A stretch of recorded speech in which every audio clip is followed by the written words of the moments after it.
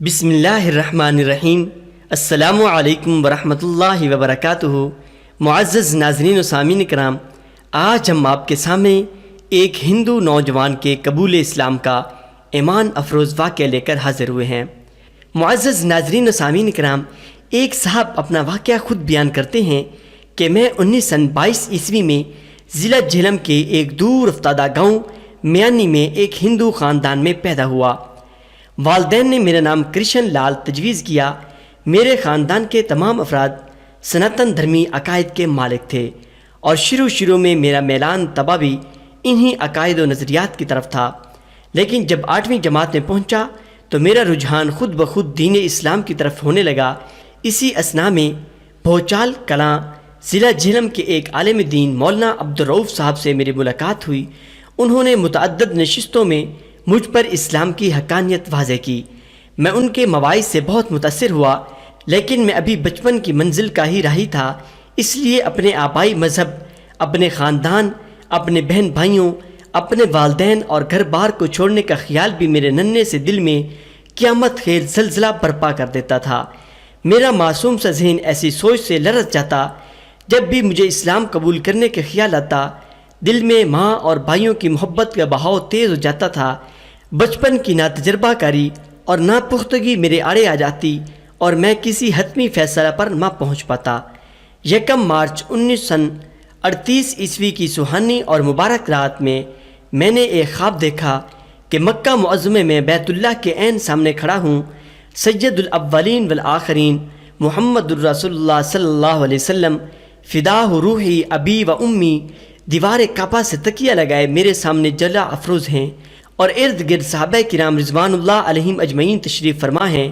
میں والہانہ جذبہ و شوق کے عالم میں صحابہ کرام رضی اللہ تعالیٰ عنہم اجمعین کے درمیان سے گزرتا ہوا سید الانبیاء کی بارگاہ اقدس میں پہنچا اور مصافحہ کے لیے ہاتھ بڑھایا تو حضرت صلی اللہ علیہ وسلم نے اٹھ کر اپنے مبارک ہاتھوں میں میرا ہاتھ تھام لیا، جس سے میرے بدن کی ہر رگ و ریشہ میں مسرت و شادمانی کی ایک عجیب سی لہر دوڑ گئی۔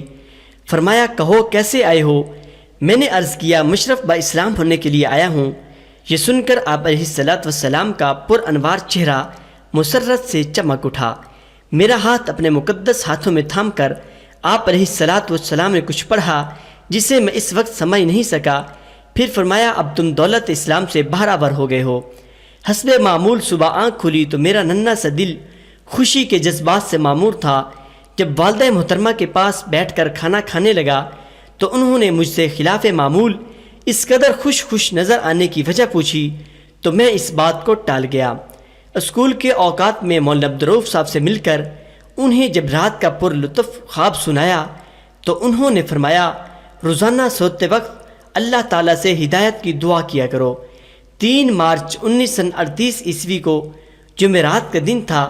میں رات کو حسب معمول سو رہا تھا کہ خواب میں یوں محسوس ہوا جیسے اسکول بند ہونے پر میں میانی کے تمام طلباء کے ساتھ گھر آ رہا ہوں۔ راستے میں ایک قوی ہیکل، دیو قامت اور کریہ المنظر شخص کھڑا ہے، جسے دیکھ کر ہم سب پر لرزہ طاری ہو گیا۔ میں نے اپنے ساتھیوں سے کہا، یہ دجال ہے۔ ہم میں سے جس سے بھی یہ پوچھے کہ تم کس کے بندے ہو، وہ یہی جواب دے کہ میں اللہ کا بندہ ہوں۔ پھر وہ میرے ساتھیوں سے فردن سوال کرنے لگا اور جو طالب علم اس کی مرضی کے مطابق جواب دیتا اسے قسم قسم کے کھانے، مزے کے پھل اور طرح طرح کے کھلونے دیتا، اور جو اس کی بات نہ مانتا اس کو موت کے گھاٹ اتار دیتا تھا۔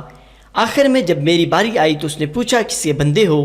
میں نے ڈرتے ڈرتے جواب دیا، اللہ تعالیٰ کا بندہ ہوں۔ یہ سنتے ہی اس نے میرے اس زور سے گھونسا رسید کیا کہ میں کئی گز دور جا گرا اور رونے لگا۔ دجال نے تو حکمانہ لہجے میں آواز دیتے ہوئے کہا، ادھر آؤ۔ میں ڈرتا کانپتا ادھر چلا ہی تھا کہ میرے کانوں میں حضور نبی اکرم صلی اللہ علیہ وسلم کی شیریں آواز پڑی کہ پہلے میرے پاس آؤ۔ آپ کو دیکھ کر مجھے تعجب ہوا کہ ابھی 2 دن پہلے ہی تو میں آپ علیہ الصلوۃ والسلام کو مکہ مکرمہ میں دیکھا تھا، آج یہاں کیسے تشریف لائے؟ میں دجال کی سخت مار کی وجہ سے روتا ہوا آپ علیہ الصلوۃ والسلام کی بارگاہ عالی میں پہنچا۔ آپ علیہ الصلوۃ والسلام نے میری کمر پر دست شفقت پھیرتے ہوئے فرمایا، دیکھو میں صرف تمہاری خاطر یہاں آیا ہوں، دجال کی بات ہرگز نہ ماننا، میں تمہارے لیے دعا کر رہا ہوں۔ اللہ تعالیٰ نے چاہا تو تم ناکامی کا منہ نہیں دیکھو گے۔ یہ ارشاد فرما کر آپ علیہ السلام جب تشریف لے گئے تو میں دجال کے پاس پہنچا۔ اس نے پھر وہی سوال دہرایا اور میں نے بھی حسب سابق وہی جواب دے دیا۔ اس پر وہ مارے غضب کے لال پیلا ہو گیا اور اس نے جب جھلا کر میرے منہ پر تھپڑ مارنے کے لیے ہاتھ بڑھایا تو مارے دہشت کے میری چیخ نکل گئی اور اس کے ساتھ ہی میری آنکھ کھل گئی اور صبح تک مجھے نیند نہ آ سکی۔ میں نے فیصلہ کر لیا کہ آج بھوچال کلاں پہنچ کر قبول اسلام کا اعلان کر دوں گا۔ والدہ محترمہ نے جب صبح کو کھانا تیار کیا تو میں نے ان کے پاس بیٹھ کر کھایا۔ اس وقت دل میں جذبات کا تلاطم برپا تھا۔ جانتا تھا کہ آج ہمیشہ کے لیے ماں اور بھائیوں سے جدا ہو رہا ہوں، پھر اس گھر میں جہاں زندگی کی کئی بہاریں دیکھی ہیں شاید ہی قدم رکھنا نصیب ہو۔ بھائیوں کی محبت و شفقت نے مجھے مجبور کیا تو بہانے میں نے ان کے سر پر ہاتھ پھیر کر دل کو تسکین دی۔ اسی طرح ہیلے بہانے سے پیاری ماں کے قدم چھو کر ہدیہ عقیدت و احترام پیش کیا۔ کھانے سے فارغ ہوا تو بستہ اٹھایا اور اپنے گھر، تینوں بھائیوں اور محترمہ والدہ کی طرف حسرت بھری نگاہ ڈالی اور پرنم آنکھوں سے میں اپنے آبائی گھر سے رخصت ہو گیا۔ 4 مارچ 1938 عیسوی کو جمعہ کا مبارک دن اور محرم کی پہلی تاریخ تھی کہ میں دوپہر کے وقت تیار ہو کر سیدھا مسجد میں داخل ہوا۔ مولانا عبدالرؤف صاحب کے ہاتھ پر مشرف با اسلام ہوا اور غازی احمد نام تجویز ہوا۔ میرے اسلام لانے کی اطلاع جب گھر پہنچی تو کوہرام سا مچ گیا، سب نے رونا پیٹنا شروع کر دیا۔ میرے والد صاحب کشمیر میں ملازم تھے، انہیں اور دوسرے رشتہ داروں کو بذریعہ تار مطلع کیا گیا۔ ابھی 3-4 روز بھی نہ گزرنے پائے تھے کہ والد صاحب نے دوسرے رشتہ داروں سے مل کر مولانا عبدالرؤف اور ملک محمد طفیل ہیڈ ماسٹر پر مقدمہ دائر کر دیا کہ انہوں نے ہمارے نابالغ بچے کو ترغیب و ترہیب سے زبردستی مسلمان بنا لیا ہے۔ ایس ڈی ایم کی عدالت میں مقدمہ پیش ہوا۔ ایک طرف والد محترم اور متعدد ہندو رشتہ دار تھے اور دوسری طرف میں اور ہزاروں کی تعداد میں مسلمان۔ عدالت میں میرے بیان ہوئے۔ میں نے کہا میں اپنی رضا و رغبت سے مسلمان ہوا ہوں، میرے قبول اسلام میں کسی فرد و بشر کا ہاتھ نہیں، میں مسلمانوں ہی کے پاس رہوں گا۔ والدین کے پاس مجھے جان کا خطرہ ہے۔ جب فیصلہ میرے حق میں ہوا تو مسلمان خوشی سے نعرے لگاتے ہوئے عدالت سے واپس لوٹے۔ میرے والد صاحب بھلا کب نیچے بیٹھنے والے تھے، انہوں نے مختلف عدالتوں کا دروازہ کھٹکھٹایا مگر انہیں کہیں بھی کامیابی نصیب نہ ہو سکی۔ پولیس نے ہندوؤں کے دباؤ میں آ کر بڑی تحقیق و تفتیش سے کام لیا مگر میرے رشتہ داروں کو اپنا مقصد حل ہوتا نظر نہ آیا۔ ہر عدالت میں ہزاروں کی تعداد میں مسلمان میرے ساتھ ہوتے جو اکثر اوقات بھوچال کلاں سے پیدل چل کر جایا کرتے تھے۔ اس کے بعد والد محترم نے سیشن جج جہلم کی طرف رجوع کیا اور کہا کہ میرے نابالغ لڑکے کو زبردستی مسلمان بنا لیا گیا ہے۔ جہلم کے سرکردہ ہندو ان کے ساتھ تھے جنہوں نے مل ملا کر جج صاحب پر دباؤ ڈالا۔ عدالت میں پیشی ہوئی تو میں نے محسوس کیا کہ جج کا رویہ میرے بارے میں ٹھیک نہیں ہے۔ اس پیشی پر 2-3 حضرات میرے ساتھ تھے۔ جج صاحب نے مجھے دوسری تاریخ پیشی تک والد کے سپرد کیا۔ جب میں نے اپنے والد محترم کے ساتھ جانے سے انکار کیا تو مجھے زبردستی کار میں بٹھا دیا گیا اور دریا کے کنارے ایک مندر میں مجھے لایا گیا جہاں سارا دن میں نے رو رو کر گزارا۔ والدہ محترمہ کو جہلم بلایا گیا۔ انہوں نے مجھے دھمکی دی کہ اگر میں نے ان کے حق میں بیان نہ دیا تو وہ گھر پر زندہ نہ جائیں گی بلکہ دریا میں خودکشی کر لیں گی۔ دوسرے ہندو بھی وقتاً فوقتاً آ کر مجھے سمجھاتے بجھاتے اور قسم قسم کا لالچ دیتے رہتے۔ اسی اثناء میں والد صاحب نے ہندو اکابر کے اثر و رسوخ سے کام لے کر ڈسٹرکٹ ہیلتھ آفیسر جہلم سے میرے نابالغ ہونے کا سرٹیفکیٹ حاصل کر لیا اور اسے مقررہ تاریخ سے 1 دن پہلے ہی عدالت میں پیش کر دیا۔ جج صاحب نے جب مجھ سے پوچھا کہ آپ والدین کے پاس رہنے میں خوش ہیں یا نہیں تو میں نے نفی میں جواب دیا، لیکن افسوس کہ میری بات کو کوئی وقت نہ دی گئی اور زبردستی مجھے والدین کے سپرد کر دیا گیا۔ تعجب تو اس بات پر تھا کہ والد محترم کے حق میں فیصلہ دینے والے جج صاحب مسلمان تھے۔ والد محترم بتایا کرتے تھے کہ انہوں نے ان صاحب کو رشوت دے کر اپنے حق میں فیصلہ کرایا تھا۔ اسی دن والد محترم مجھے ساتھ لے کر کشمیر روانہ ہو گئے۔ 2-3 دن جموں میں ایک پنڈت صاحب کے ہاں فروکش ہوئے۔ پنڈت صاحب نے بھی مجھے رام کرنے کے لیے ایڑی چوٹی کا زور لگایا مگر ان کے غیر معقول دلائل مجھے ذرا بھی متاثر نہ کر سکے۔ یہاں پہنچ کر میں نے مولانا عبدالرؤف صاحب کو خط لکھنے کی کوشش کی مگر کامیاب نہ ہو سکا۔ والد محترم نے وہ خط میری جیب سے نکال کر اپنے پاس محفوظ کر لیا۔ چوتھے دن والد محترم بھدرواہ کے لیے روانہ ہو گئے۔ بٹوت تک بس کے ذریعے پھر بھدرواہ تک پیدل ہی راستہ طے کیا۔ دوسرے دن میرے والد محترم مجھے ایک پنڈت کی معیت میں گاؤں سے باہر ایک بلند پہاڑی پر لے گئے اور اپنے پاس بٹھا کر کہا، دیکھو میں اس مقدمے میں تم پر 10,000 روپے خرچ کر چکا ہوں، تم نے مجھے کہیں کا نہیں رکھا، خاندان میں میری ذرہ بھی عزت نہیں رہی۔ یہ کہا اور میرے والد کے آنکھوں میں آنسو تیرنے لگے۔ میں نے اپنی زندگی میں شاید پہلی اور آخری بار ہی والد کی آنکھوں میں اس طرح آنسو دیکھے تھے۔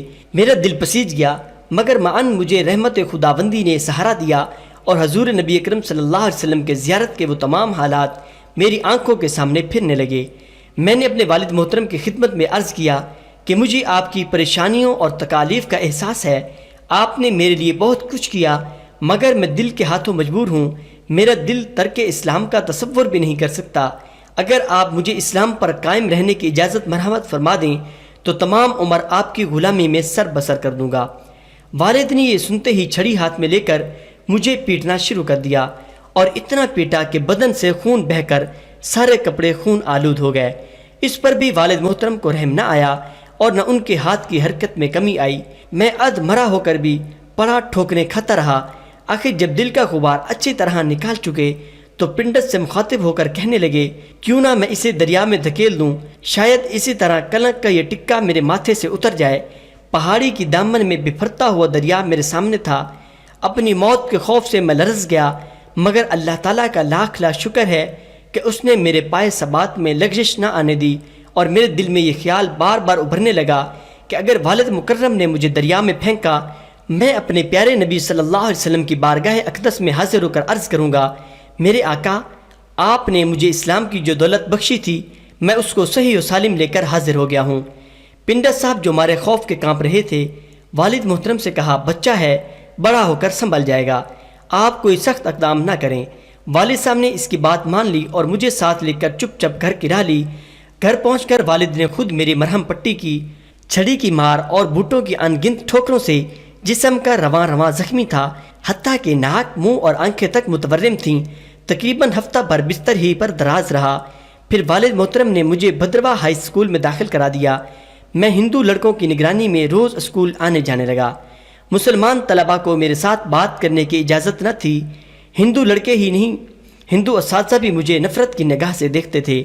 یہ اسکول میرے لیے جہنم سے کم اذیت ناک نہ تھا۔ آخرکار میں نے دوست محمد نامی ہم جماعت سے تعلقات بڑھائے اور اس کے توسط سے مولانا عبدالرؤف صاحب کو خط لکھا اور بتایا کہ میں بفضل اللہ تعالیٰ اسلام پر قائم ہوں۔ حضور نبی کریم صلی اللہ علیہ وسلم کی دعاؤں کی برکت ہے کہ مجھے کوئی جسمانی تکلیف اسلام سے برگشتہ نہیں کر سکی۔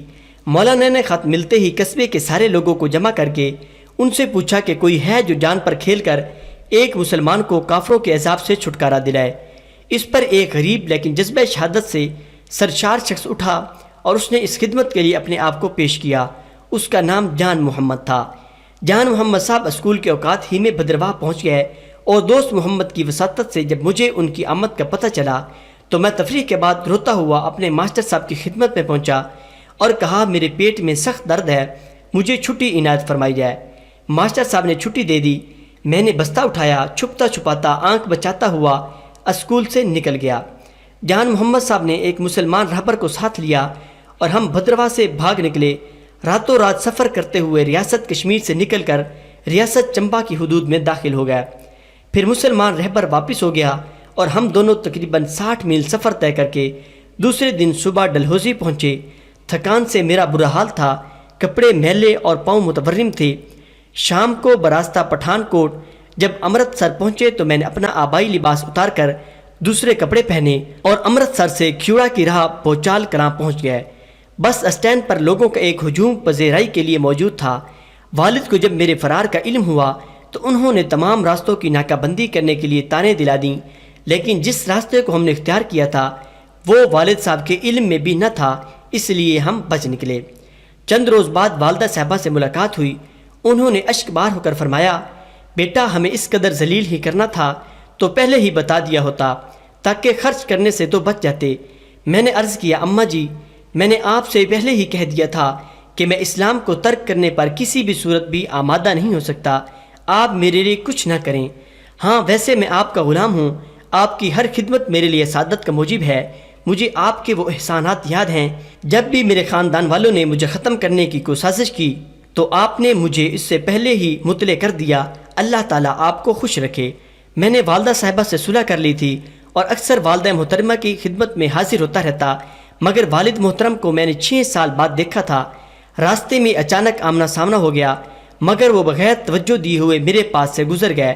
میں بھی انہیں بلانے یا ان سے ہاتھ ملانے کی جرت نہ کر سکا۔ 1947 عیسوی میں تقسیم ملک کے موقع پر میرے خاندان کے تمام افراد ہندوستان چلے گئے اور میں اپنے مسلمان بھائیوں کے ساتھ پاکستان میں رہا اور اپنے آباؤں مکان میں منتقل ہو گیا۔ 1950 عیسوی میں والد محترم کی وفات ہو گئی اور والدہ مکرمہ اور 3 بھائی امبالہ کے قریب ایک گاؤں میں مقیم تھے۔ 1941 عیسوی میں میٹرک کے امتحان میں نے اسکول میں اول رہ کر امتیازی حیثیت سے پاس کر لیا۔ بعد ازاں میں نے علوم دینیہ کی طرف توجہ دی، چنانچہ 1942 عیسوی سے 1948 عیسوی تک مدرسہ خادم الشریعہ پنڈی کھیپ، مدرسہ عربیہ اشاعت القرآن گجرات اور دارالعلوم دیوبند میں علوم دینیہ کی تکمیل کی۔ 1948 عیسوی میں مولوی فاضل کا امتحان پاس کیا اور صوبے بھر میں اول رہا۔ میرا ایمان ہے کہ یہ ساری کامرانیاں آپ علیہ الصلاۃ والسلام کی دعا ہی کی مرہون منت ہیں۔ 1954 عیسوی میں BA کا امتحان پاس کیا اور دونوں میں اللہ کے فضل و کرم سے فرسٹ ڈویژن حاصل کی۔ 1957 عیسوی میں B.Ed کیا۔ 1958 عیسوی میں MA عربی صوبے بھر میں اول رہ کر امتیازی حیثیت سے پاس کیا۔ 1959 عیسوی میں MA علوم اسلامیہ کا امتحان دیا اور صوبے بھر میں اول رہا۔ ان تمام عنایات پر میں اپنے مالک کے حقیقی کے شکر گزار ہوں۔ اسلام قبول کرنے کے بعد میں نے اپنے اندر ایک بہت بڑا ذہنی روحانی انقلاب محسوس کیا، ورنہ اسلام لانے سے پہلے میں ایک متوسط ذہن کا مالک تھا۔ اسلام کی سایہ عافیت میں پناہ لینے کے ساتھ ساتھ اللہ تعالیٰ نے دینی اور دنیاوی ترقی کے دروازے بھی میرے لیے کھول دیے۔